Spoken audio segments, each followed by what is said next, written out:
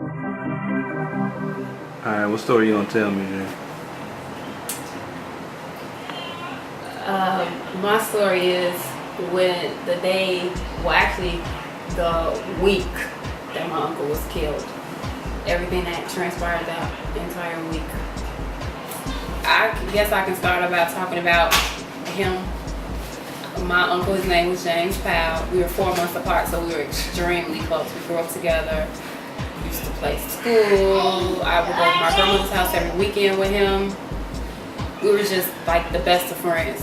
So last year, May 24th of last year, I was like 8 months pregnant. I was like in the beginning of my 8th month. And Otis gets a call on his cell phone at about maybe, I want to say probably 6 o'clock in the morning. And I hear him saying, "Who, what, uncle?" And then he just hangs up the phone, and then next thing you know, he's like holding on to me real tight. And so I'm like, okay. And then he was like, "Babe, your uncle just got shot." I'm like, "What uncle?" "James." And the next thing that came out of my mouth was, "Is he dead?" And he didn't say yes, he didn't say no, but he shook his head yes, and I can feel the motion that his head was going in, which was yes. And the feeling that came over me, I just can't even describe the feeling. I just went into meltdown mode. I jumped out the bed, I hit the floor. I think I cried for like an hour straight.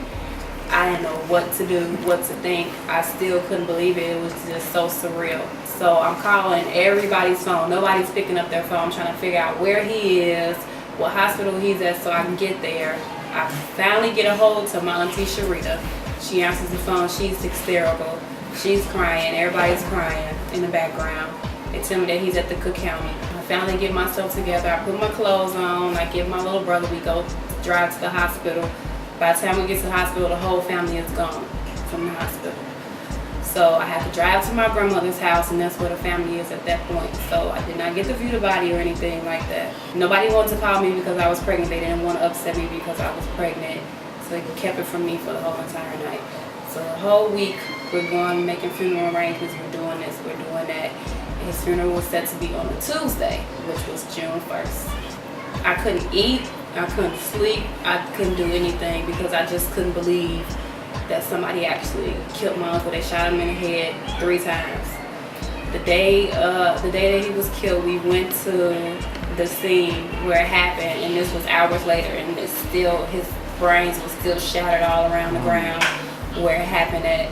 And we saw a car that was burnt up, and they said that was a car of the people that did it. They burnt the car or whatever.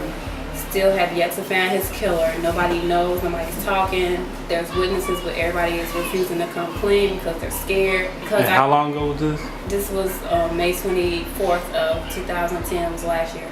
Okay. And nothing? No, nothing. We still call the police department, the detectives, like once a week to see if they have any leads, but nobody knows anything. But somebody knows, but they're not telling. It's like so many stories going around, so nobody really knows exactly what happened or how it happened. They just know that it happened. It's supposed to be over a girl that he was dating at the time. She supposedly knows something or not, or doesn't know. Some people know, some people don't. I think either a lot of people are either scared to talk. I have no idea. It's hard for the family because in today's world, you hear it on the news every day. You know, this person got shot, this person got killed, and you never actually know how it feels for a family to go through death as far as a murder until it actually happens to your family and it hits home. And for somebody to just take somebody out like that and just not think about it, and then they're still running around here able to enjoy life and do everything when your family member is just in the ground, you can never see them again, and it's hard.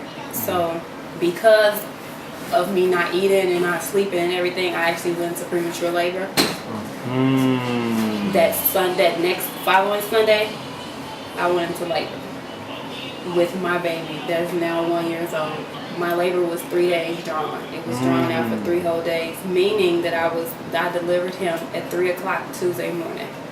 I was not able to go to the funeral.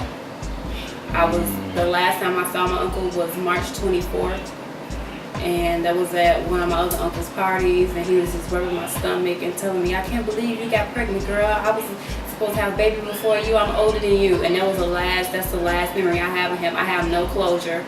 Every day I just want to call his phone or my grandmother's phone, and I'm just expecting to hear his voice, but I can't. I know that he's not here anymore, but then again, I don't know, because I didn't go through that whole experience with the family. So June 1st is kind of like a bittersweet moment for me. I'm celebrating the life of my son and the burial of my uncle all at the same time. So it's so hard.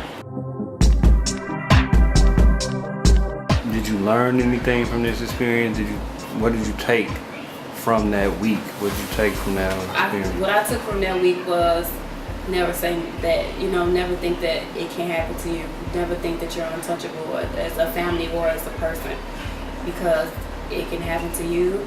It can happen to your neighbor. It can happen to anybody. I mean, you are not too good, too smart, too successful. I mean, things happen. And also, I just, everything happens for a reason. God does take a life away and give you one, and I learned that in this experience. But I just wish that I could have my closure that I don't have.